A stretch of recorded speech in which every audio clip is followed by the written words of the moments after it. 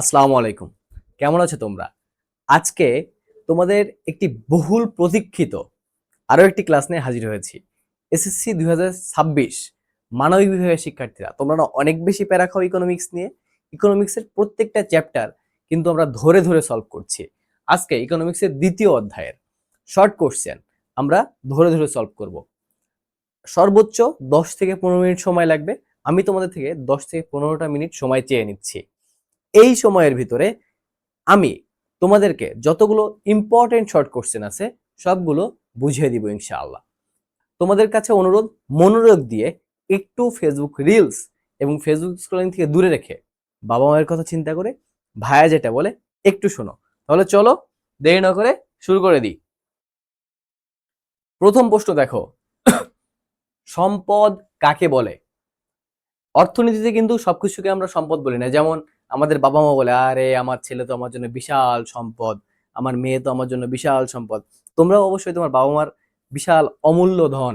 কিন্তু অর্থনীতির ভাষায় কি আমরা আমাদেরকে সম্পদ বলতে পারবো, অথবা সব জিনিসকে আমরা সম্পদ বলতে পারবো? উত্তর হচ্ছে না, আমরা সব জিনিসকে সম্পদ বলতে পারবো না। সম্পদ কোনগুলোকে বলতে পারবো? দেখো, একজন অর্থনীতিবিদের কাছে সব জিনিস সম্পদ নয়। সব জিনিস কি? সব জিনিস কি সম্পদ নয়। আমাদের কি সব জিনিস সম্পদ নয়। সম্পদ কোনগুলো? অর্থনীতিতে সম্পদ হলো সেই সমস্ত জিনিস বা দ্রব্য যেগুলো পেতে চাইলে অর্থ ব্যয় করতে হয়। তাহলে সোজা কথা তোমরা লিখে নাও, অর্থনীতির ভাষায় যে সকল দ্রব্য পেতে হলে অর্থ ব্যয় করতে হয় সেগুলোকে আমরা সম্পদ বলে থাকি। এবং এই প্রশ্নটা দেখো, খুবই খুবই ইম্পর্টেন্ট, কতগুলো বোর্ডে এসছে। এবং আমরা জানি আসলে সম্পদ কি, কিন্তু আমরা গুছিয়ে লিখতে পারি না। তাহলে উত্তর কি হবে? অর্থনীতির ভাষায় যে সকল দ্রব্য পেতে হলে অর্থ ব্যয় করতে হয় সেগুলোকে আমরা সম্পদ বলে থাকি। তোমরা খাতা বের করে নোট ডাউন করে নাও, প্রশ্নগুলো খুবই ইম্পর্টেন্ট। তারপরেরটাই যাই, দেখো অর্থনীতিতে কোন ধরনের দ্রব্য সামগ্রীকে সম্পদ বলা হয়? কোন ধরনের দ্রব্য সামগ্রীকে সম্পদ বলা হয়? এটার উত্তর কিন্তু সম্পদের সংজ্ঞার ভিতরেই আছে।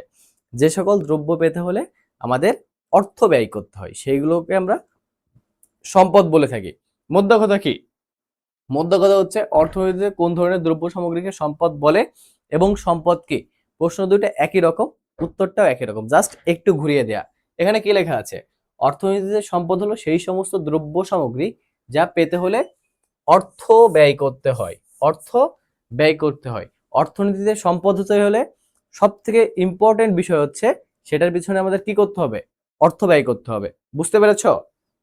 তারপরে আসি, সম্পদ হতে হলে কয়টি বৈশিষ্ট্য থাকতে হয়? একটি দ্রব্য সম্পদ হতে হলে কয়টি বৈশিষ্ট্য থাকতে হয়? আমাদের অ্যাজ ইউজুয়াল ভাষায় যে কোনো জিনিসকে আমরা সম্পদ বলতে পারি, কিন্তু অর্থনীতির ভাষায় সম্পদ হতে হলে প্রত্যেকটা জিনিসের কি নির্দিষ্ট কিছু বৈশিষ্ট্য থাকতে হয়। এবং অর্থনীতিতে একটি দ্রব্যের 4টি বৈশিষ্ট্য থাকতে হবে। কয়টি? 4টি বৈশিষ্ট্য থাকতে হবে, তাহলে একটি দ্রব্য অর্থনীতির ভাষায় সম্পদ হয়ে উঠবে। তারপরে আসি,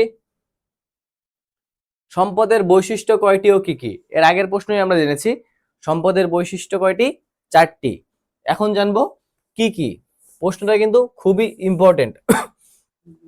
প্রথম কি? সম্পদের প্রথম বৈশিষ্ট্য হচ্ছে উপযোগ। উপযোগ কি? ধরো আমি একটা জিনিস কিনলাম 1000 টাকা দিয়ে। ওই জিনিসটা আমি কেন কিনবো? যাতে আমার অভাব পূরণ করতে পারে। কোন দ্রব্যের অভাব পূরণের ক্ষমতাকে কি বলে? উপযোগ বলে। প্রশ্নটা খুবই ইম্পর্টেন্ট, লিখো উপযোগ কাকে বলে। উপযোগ হচ্ছে কোন দ্রব্যের অভাব পূরণের ক্ষমতাকে উপযোগ বলে। এটা হচ্ছে একটা বৈশিষ্ট্য। দ্বিতীয় কি? অপ্রাচুর্যতা।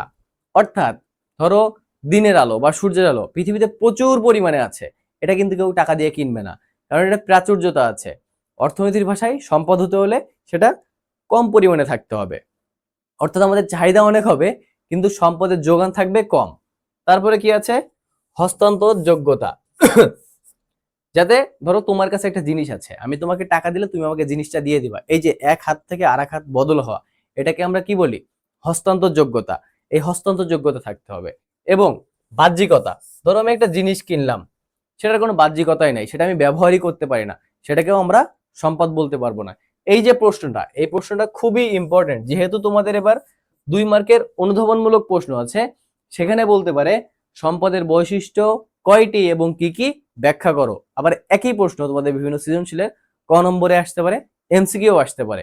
এই জন্য আমি যেগুলো বলছি তোমরা নোট ডাউন করে নাও, এবং যদি কোনোটা মিস হয়ে যায় তোমাদের নোট ডাউন করতে, তাহলে ভিডিও পজ করে নোট ডাউন করে নাও। তারপরে ভাইয়া তোমাদের কাছে অনুরোধ করবে তোমরা এইগুলো খুবই ইম্পর্টেন্ট বেছে বেছে নিয়ে আসা প্রশ্ন, এগুলো তোমরা স্কিপ করো না। আর যদি আরো বেশি হেল্প চাও যে ভাই আমি এটা বুঝতে পারছি না, তাহলে আমাদের কমেন্টে টেলিগ্রাম এবং হোয়াটসঅ্যাপ লিঙ্ক দেওয়া আছে, এখানে যুক্ত হয়ে যাও। এখানে যত পিডিএফ আছে এগুলো প্রোভাইড আমরা করব এখানে। তোমাদের কাছে আমাদের একটাই দাবি, তোমরা সামনের পরীক্ষাটায় একটি অনবদ্য রেজাল্ট করো। তোমাদের ভাইয়ারা রমজানের মাসে অনেক বেশি পরিশ্রম করছে, সবকিছু আমরা ফ্রিতে দিচ্ছি। কেন দিচ্ছি? আমরা তোমাদের কাছ থেকে কিছু চাই না, শুধুমাত্র এটা চাই তোমরা একটা ভালো রেজাল্ট করো। তারপরে আসি, উৎপত্তির দিক থেকে সম্পদ কয় প্রকার? উৎপত্তির দিক থেকে সম্পদ কয় প্রকার? উৎপত্তির দিক থেকে সম্পদ কত প্রকার? 3 প্রকার। এই প্রশ্নটা কোথায় এসেছিল? রাজশাহী বোর্ডে এসেছে 22 সালে। তারপরে দেখি, প্রাকৃতিক সম্পদ কি? প্রাকৃতিক সম্পদ কি? আমরা তো এগুলো 4-5 পড়ে আসছি, বাংলাদেশের বিশ্ব পরিচয়ে পড়েছিলাম। প্রকৃতির কাছ থেকে যেসব দ্রব্য মানুষের প্রয়োজন মেটায়, যে সকল দ্রব্য আমরা প্রকৃতির থেকে পেয়ে থাকি এবং যেগুলো আমাদের প্রয়োজন মেটায়, সেগুলোকে আমরা কি বলি? প্রাকৃতিক সম্পদ। দেখো, প্রকৃতির কাছ থেকে পাওয়া যেসব দ্রব্য মানুষের প্রয়োজন মেটায়, প্রকৃতির থেকে পাওয়া যেসব দ্রব্য মানুষের প্রয়োজন মেটায়, সেগুলোকে আমরা বলে থাকি কি? প্রাকৃতিক সম্পদ। তারপরে আসি, মানবিক সম্পদ কি? মানবিক সম্পদ হচ্ছে মানুষের বিভিন্ন প্রকার যোগ্যতা ও দক্ষতা। আমরা মানবিক বলতে কি বুঝি? মানবিক বলতে আমরা ইথিক্যাল বা মোরাল বিষয়কে বুঝি, কিন্তু ইকোনমিক্সের ভাষায় মানবিক বলতে বোঝা হচ্ছে পার্সোনাল স্কিল। যেমন ধরো সাকিব আল হাসান খুব ভালো ক্রিকেট খেলে, এটা হচ্ছে তার মানবিক দক্ষতা। আবার ধরো জয়নুল আবেদিনের একটা পেইন্টিংস কোটি কোটি টাকায় বিক্রি হচ্ছে, তিনি খুব সুন্দর করে এঁকেছেন একটা ছবি, এটা হচ্ছে তার মানবিক দক্ষতা। অর্থাৎ মানুষের বিভিন্ন প্রকার যোগ্যতা ও দক্ষতাকে, আমরা কি বলে থাকি? মানবিক সম্পদ। তারপরে দেখি, উৎপাদিত সম্পদ কাকে বলে? উৎপাদিত সম্পদ কাকে বলে? প্রশ্নটা খুবই ইম্পর্টেন্ট। উৎপাদিত সম্পদ কাকে বলে? প্রাকৃতিক ও মানবিক সম্পদ কাজে লাগিয়ে যে সম্পদ সৃষ্টি হয় সেটাকে উৎপাদিত সম্পদ বলা হয়। উৎপাদিত সম্পদ, উৎপাদিত সম্পদ হতে হলে কি করতে হবে? এই দেখো, প্রাকৃতিক ও মানবিক। ধরো আমি মাটি থেকে কি নিলাম? প্রকৃতি থেকে মাটি নিলাম, এটা হচ্ছে প্রাকৃতিক সম্পদ। এবং একটা ইট ভাটার একজন শ্রমিক, যার মানবিক সম্পদ হচ্ছে সে খুব ভালো ইট বানাতে পারে, এই মাটি এবং তার মানবিক সম্পদ মিশিয়ে আমি একটা ভালো মানের ইট বানানো, যেটা হচ্ছে একটা ভালো বিল্ডিং বানাতে কাজে লাগবে, এটাকেই আমরা বলছি উৎপাদিত সম্পদ। অর্থাৎ প্রকৃতি থেকে কিছু সম্পদ নিচ্ছি এবং মানবিক সম্পদের একটা কোলাবোরেশন করছি, কোলাবোরেশন করার মধ্যে আমরা একটা নতুন রূপের একটা সম্পদ তৈরি করছি, এটাকে আমরা কি বলছি? উৎপাদিত সম্পদ। যেমন কি কাঁচামাল, যন্ত্রপাতি, কলকারখানা, যাতায়াত, যোগাযোগ ব্যবস্থা, শিক্ষা প্রতিষ্ঠান, স্বাস্থ্য কেন্দ্র, সবগুলোই উৎপাদিত সম্পদের উদাহরণ। তারপরে আসি, তাপবিদ্যুৎ কাকে বলে? তাপবিদ্যুৎ কাকে বলে? প্রশ্নটা খুব বেশি ইম্পর্টেন্ট না, কিন্তু বিভিন্ন বোর্ডে যেহেতু এসেছে এই জন্য তোমাদেরকে দেখাচ্ছি। তাপবিদ্যুৎ শুনে ওয়ার্ড লাগে না? আমরা তো ইলেকট্রিসিটি একরকম দেখি, কিন্তু আবার তাপ কিভাবে বিদ্যুৎ উৎপাদন করে? তাপবিদ্যুৎ হচ্ছে গ্যাস, তেল, কয়লার সাহায্যে যে বিদ্যুৎ উৎপন্ন করা হয় তাকে আমরা তাপবিদ্যুৎ বলি। তাপবিদ্যুৎ কেন বলি? দেখো, এই যে গ্যাস, তেল এবং কয়লা, এগুলোকে আমরা পোড়াই, পুড়িয়ে প্রথমে তাপ উৎপন্ন করি, তারপরে বিভিন্ন প্রক্রিয়ার মাধ্যমে আমরা কি করি? বিদ্যুৎ উৎপন্ন করি। এই জন্য এগুলোকে আমরা বলি কি? তাপবিদ্যুৎ। এবং একইভাবে পানির স্রোতকে আমরা যখন ব্যবহার করে বিদ্যুৎ উৎপাদন করব, তখন সেটাকে আমরা বলি কি? পানি বিদ্যুৎ। এখন দেখো, দ্রব্য কাকে বলে? মানুষের অভাব মেটানোর ক্ষমতা সম্পন্ন বস্তুগত সব জিনিসকে আমরা দ্রব্য বলে থাকি। অর্থাৎ দ্রব্য কি? দ্রব্য হতে হলে যে কোনো একটা বস্তুর প্রথম বৈশিষ্ট্য হবে হচ্ছে সেটা মানুষের অভাব মেটাতে পারবে, অর্থাৎ সেই বস্তুর উপযোগ থাকবে। যে সকল বস্তু মানুষের অভাব মেটাতে পারে তাকে আমরা কি বলে থাকি? দ্রব্য। অর্থাৎ যে জিনিসের উপযোগ আছে অর্থনীতিতে সেটাকে দ্রব্য বলে। তোমরা এই দুইটা ডেফিনেশনে লিখতে পারবা, যে মানুষের অভাব মেটানোর ক্ষমতা সম্পূর্ণ বস্তুগত সব জিনিসকে আমরা দ্রব্য বলি, অথবা যে জিনিসের উপযোগ আছে অর্থনীতি সেটাকে আমরা দ্রব্য বলে থাকি। দুইটাই লিখতে পারবা এবং প্রশ্নটা কিন্তু খুবই ইম্পর্টেন্ট। তুমি যদি দেখো কত জায়গায় এসেছে, দেখো এখান থেকে শুরু করে এই পর্যন্ত বিভিন্ন বোর্ডে বিভিন্ন সময় এসেছে। তারপর কি অবাধলভ্য দ্রব্য কাকে বলে? অবাধলভ্য মানে যেখানে সেখানে পাওয়া যায়, যন্ত্রতন্ত্র পাওয়া যায়, যেখানেই তাকায় সেখানেই সেই দ্রব্য। অর্থাৎ যে দ্রব্য প্রকৃতিতে অবাধে পাওয়া যায়, মানে খুব বেশি আমাদের কষ্ট করতে হয় না পেতে, সেগুলোকে অবাধলভ্য দ্রব্য বলে। যেসব দ্রব্য প্রকৃতিতে অবাধে পাওয়া যায়, যা পাওয়ার জন্য অর্থ ব্যয় করতে হয় না, সে সকল দ্রব্যকে আমরা অবাধলভ্য দ্রব্য বলে। যেমন বাংলাদেশের কথা যদি বলি, আমরা পানি পাচ্ছি, আমরা বায়ু পাচ্ছি, এগুলো অবাধলভ্য, এগুলোর জন্য আমাদের কি অর্থ ব্যয় করতে হচ্ছে না। এর জন্য এগুলোকে আমরা সরাসরি প্রকৃতি থেকে পাচ্ছি এবং আমাদের অর্থ ব্যয় করতে হচ্ছে না, এই জন্য আমরা এগুলোকে বলছি অবাধলভ্য দ্রব্য। অর্থনৈতিক দ্রব্য কি? যে সমস্ত দ্রব্য পাওয়ার জন্য মানুষকে অর্থ প্রদান করতে হয়। দেখো অবাধলভ্য দ্রব্য এবং অর্থনৈতিক দ্রব্যের ভিতরে পার্থক্য এখানে। অবাধলভ্য দ্রব্য আমাদের পেতে হলে আমাদের কোনো অর্থ ব্যয় করতে হয় না, কিন্তু অর্থনৈতিক দ্রব্য যেগুলো আছে এগুলো পেতে হলে আমাদের অর্থ ব্যয় করতে হয়। অর্থনৈতিক দ্রব্যের সংজ্ঞাটা কি? যে সমস্ত দ্রব্য পাওয়ার জন্য মানুষকে অর্থ প্রদান করতে হয়, অর্থ প্রদান করতে হয়, সেগুলোকে আমরা বলে থাকি অর্থনৈতিক দ্রব্য। অর্থাৎ অবাধলভ্য দ্রব্য এবং অর্থনৈতিক দ্রব্যের পার্থক্যটাই হচ্ছে এখানে, একটাই আমরা অর্থ দিচ্ছি আর একটা এমনিতে এমনিতে পেয়ে যাচ্ছি। তাহলে সংখ্যাটা কি হবে? যে সমস্ত দ্রব্য পাওয়ার জন্য মানুষকে অর্থ প্রদান করতে হয় তাকে অর্থনৈতিক দ্রব্য বলে। এবং এই প্রশ্নটা দেখো কত জায়গায় এসেছে, সকল বোর্ডে এসেছে, ঢাকা বোর্ডে এসেছে, রাজশাহী বোর্ডে এসেছে, কুয়াকাটা বোর্ডে এসেছে, চট্টগ্রাম বোর্ডে এসেছে, সিলেট বোর্ডে এসেছে। প্রশ্নটা খুবই ইম্পর্টেন্ট, যেহেতু একটু ট্রিকি, এই প্রশ্নটা তোমরা নোট ডাউন করে নাও। যে সমস্ত দ্রব্য পাওয়ার জন্য মানুষকে অর্থ প্রদান করতে হয় সেগুলোকে আমরা অর্থনৈতিক দ্রব্য বলে থাকি। স্থায়ী ভোগদ্রব্য কাকে বলে? যে সমস্ত ভোগ্যদ্রব্য দীর্ঘকাল ধরে ভোগ করা যায়। ভোগদ্রব্য দুই প্রকার, একটা হচ্ছে একবার ভোগ করলেই শেষ হয়ে যায়, সেগুলোকে আমরা স্থায়ী ভোগ্যদ্রব্য বলি না। এবং আরেক ধরনের ভোগ্যদ্রব্য আছে যেগুলো আমরা দীর্ঘ সময় ধরে ব্যবহার করতে পারি, সেগুলোকে আমরা কি বলি? স্থায়ী ভোগ্যদ্রব্য। যে সমস্ত দ্রব্য দীর্ঘকাল ধরে ভোগ করা যায় তাকে স্থায়ী ভোগ্যদ্রব্য বলে। যেমন ফ্রিজ, গাড়ি, ঘরবাড়ি, জমি। ধরো এই বোর্ড যেটা আছে, এই বোর্ডটা যদি টেকনিক্যাল কোনো সমস্যা না হয়, এটা কিন্তু আমি দীর্ঘ সময় ধরে 4-5 বছর ধরে ব্যবহার করতে পারবো, তারও বেশি। এটাকে আমি কি বলবো? স্থায়ী ভোগ্যদ্রব্য। কিন্তু আমি বললাম এক কাপ চা, এক কাপ চা আমি কতক্ষণ খাবো? সর্বোচ্চ 5 মিনিট, ঠান্ডা হওয়ার আগ পর্যন্ত, তারপর তো আর খাচ্ছি না। অর্থাৎ যে সকল দ্রব্য দীর্ঘ সময় ধরে ব্যবহার করা যায় সেগুলোকে আমরা বলছি কি? স্থায়ী ভোগ্যদ্রব্য। তারপর মধ্যবর্তী দ্রব্য কাকে বলে? দেখো যে সব দ্রব্য সরাসরি ভোগের জন্য ব্যবহার না করে উৎপাদনের উপকরণ হিসেবে ব্যবহার করা হয় সেগুলোকে আমরা কি বলি? মধ্যবর্তী দ্রব্য। আবার দেখো যেসব দ্রব্য সরাসরি ভোগের জন্য ব্যবহার না করে উৎপাদনের উপকরণ হিসেবে ব্যবহার করা হয় তাকে আমরা কি বলি? মধ্যবর্তী দ্রব্য।